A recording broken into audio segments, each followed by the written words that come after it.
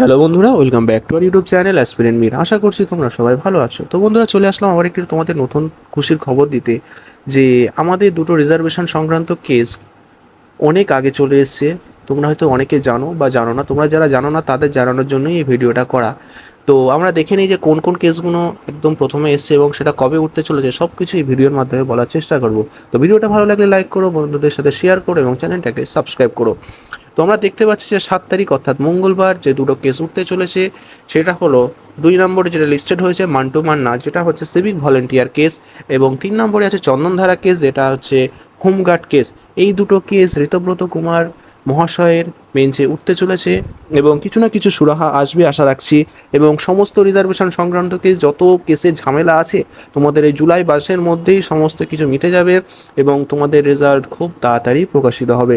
তাই এই কেস নিয়ে তোমরা বেশি মাথা ঘামিও না। পিআরবি একদম অ্যাকশন মোডে আছে, খুব সুন্দর তারা কাজ করছে, নিশ্চুপ নির্ঝুমভাবে। তারা এমনভাবে তোমাদের চমক দেবে, তোমরা হয়তো ভেবে উঠতে পারবে না যে এটা হতে পারে।